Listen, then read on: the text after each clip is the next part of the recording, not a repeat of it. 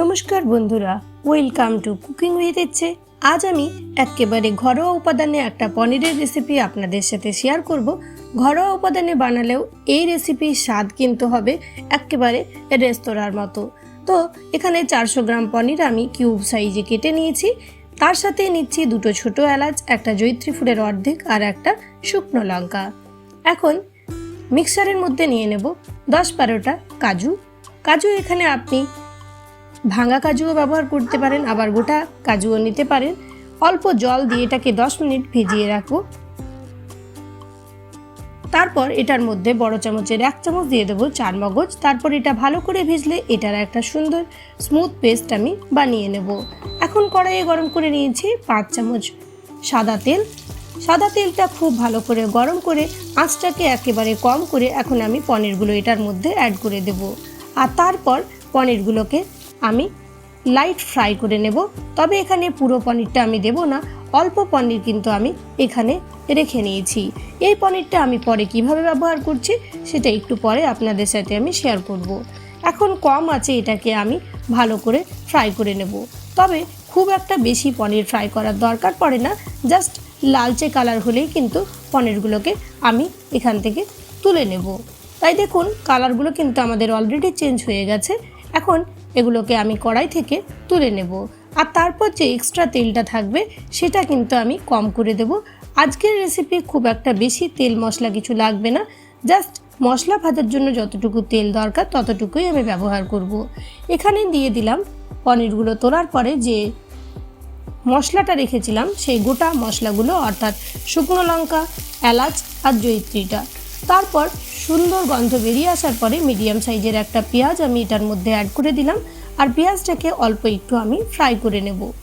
মোটামুটি 2-4 মিনিট কম আছে পেঁয়াজটাকে ফ্রাই করলে যখন পেঁয়াজটার কালারটা চেঞ্জ হয়ে গেছে তখন এটার মধ্যে দিয়ে দিলাম বড় চামচের 1 চামচ রসুন বাটা। আর তার সাথেই দেব আদা আর কাঁচা লঙ্কা বাটা বড় চামচের 1 চামচ। এর মধ্যে এখন অল্প মশলাটা মিশিয়ে আমি শুকনো কতগুলো মশলা এটার মধ্যে অ্যাড করব। তবে এটা বেশি ফ্রাই করব না, জাস্ট কাঁচা গন্ধটা যাওয়ার জন্য 2-3 মিনিট কম আছে ফ্রাই করে নিলাম। তারপর এটার মধ্যে 1/2 চামচ দিয়ে দেব বড় চামচের জিরের গুঁড়ো, বড় চামচের 1 চামচ দিয়ে দেব ধনের গুঁড়ো। কালারের জন্য এখানে আমি বড় চামচের 1 চামচ দিয়ে দিলাম কাশ্মীরি মির্চ। আপনি এর সাথে নর্মাল লঙ্কার গুঁড়ো যদি ব্যবহার করেন এই পর্যায়ে দিয়ে দেবেন। তার সাথেই দিয়ে দেব আমি 1.5 চামচ পরিমাণে হলুদ। তবে হলুদটা আপনি যেমন দরকার সেই অনুসারে কিন্তু এখানে ব্যবহার করবেন।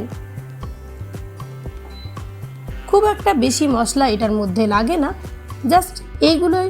তার সাথে আমরা যে চারমগজ আর কাজুটা বেটে রেখেছিলাম সেটা অল্প নুন দিয়ে পরিমাণ মতো আমি এটার মধ্যে অ্যাড করে দিলাম। এখন কম আঁচ করেই কিন্তু আমাদের রাখতে হবে, আঁচটাকে বেশি করা যাবে না, কেননা কাজু কিন্তু যথেষ্ট ভারী হয়। তাই কম আঁচে এটাকে সময় নিয়ে অল্প সময় ভালো করে কষিয়ে নেব। দেখুন মোটামুটি 5-7 মিনিট কষানোতেই কিন্তু তেল ছাড়তে শুরু করেছে। আমাদের মশলা একেবারে রেডি হয়ে গেছে। তবে অনবরত কিন্তু এরকম নাড়িয়ে নাড়িয়ে যেতে হবে, না হলে কিন্তু যেহেতু কাজু দেওয়া আছে সেহেতু নিচে ধরে যেতে পারে। কম আছে এখন ভালো করে এটাকে কষিয়ে নিলাম আমি। তারপর এটা যখন তেল ছাড়তে শুরু করেছে আর মশলা থেকে খুব সুন্দর একটা গন্ধ বেরিয়ে আসছে তখন বুঝতে হবে যে এটা জল দেওয়ার জন্য সময় হয়ে গেছে। তো আমি যেটাতে কাজু বেটেছিলাম সেই মিক্সার ধোয়া জলটাই এটার মধ্যে অ্যাড করে দিলাম। এখন অল্প একটু ভালো করে নাড়াচাড়া করে নেব। দেখুন আমাদের খুব একটা মশলা কিছু ব্যবহার করিনি, আর কালারও কিন্তু খুব একটা কিছু এটার মধ্যে আসবে না আজকে। জাস্ট ঘরোয়া মশলাতে একেবারে দুর্দান্ত স্বাদের রেসিপি রেডি হয়ে যাবে। আরও একটু জল আমি এটার মধ্যে দিয়ে দিলাম। এখন আমি এটার মধ্যে অল্প একটু চিনি দিয়ে দিলাম। চিনিটা একেবারেই অপশনাল, আপনারা নাও দিতে পারেন, দিলে স্বাদটা জাস্ট একটু ভালো হবে। এখন এটা ফুটতে শুরু করেছে, আমি এটার মধ্যে দিয়ে দেব গরম মশলার গুঁড়ো, যেটা আমি বাড়িতে বানানো গরম মশলার গুঁড়ো ব্যবহার করছি। আপনারা চাইলে বাইরের নর্মাল গরম মশলার গুঁড়ো এটার মধ্যে দিতে পারেন। দিয়ে দিলাম অল্প একটু ঘি। এখন এটার মধ্যে আমাদের ভেজে রাখা পনিরগুলো অ্যাড করে দেব।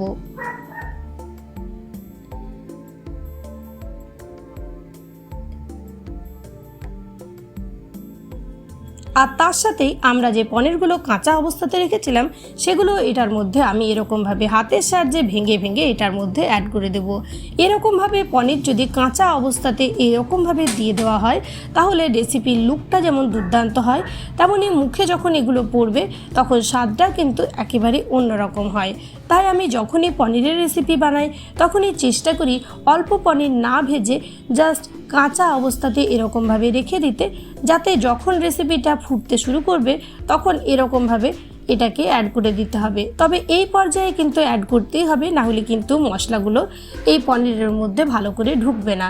তাই ভালো করে এই রকম অবস্থাতেই আমি এগুলোকে অ্যাড করে নিলাম। এখন 5-7 মিনিট এটাকে কম আঁচে নাড়তে চাড়তে এরকমভাবে আমি রান্না করে নেব, তাহলে রেডি হয়ে যাবে আমাদের আজকের রেসিপি। আশা রাখি এই সহজ রেসিপিটা আপনারা নিশ্চয়ই বাড়িতে একটু চেষ্টা করবেন বানানোর। আর পরিমাণ মতন নুনটা আমার একটু কম হয়েছিল, আমি অল্প নুন দিলাম, তার সাথে দিয়ে দিলাম অল্প ধনেপাতা ডাঁটি, যেটা এটা রেসিপির মধ্যে অন্য একটা ফ্লেভার আনবে। এখন সমস্ত কিছু নেড়ে চেড়ে 5 মিনিট রাখলেই আমাদের রেসিপি একেবারে রেডি হয়ে যাবে। এখন 5 মিনিট এটাকে স্ট্যান্ডিং টাইমে আমি ঢেকে রাখবো। 5 মিনিট পরে রেসিপি আমি সার্ভ করে দিয়েছি। এর আগেই আমি এই নানের রেসিপি বা দই রুটির রেসিপি আপনাদের সাথে শেয়ার করেছি। আশা রাখি এই রেসিপি আপনারা অবশ্যই ট্রাই করবেন। ভাত, রুটি, লুচি, পরোটা সমস্ত কিছুর সাথে এই রেসিপিটা দারুণ লাগে। দেখুন কি সুন্দর দেখতে হয়েছে আজকের রেসিপি। আর যদি ভালো লেগে থাকে লাইক, শেয়ার, কমেন্ট করবেন। আর চ্যানেলে প্রথম দর্শক বন্ধু হলে ফুল ভিডিওটাকে দেখে চ্যানেলটাকে সাবস্ক্রাইব করতে ভুলবেন না যেন। ধন্যবাদ।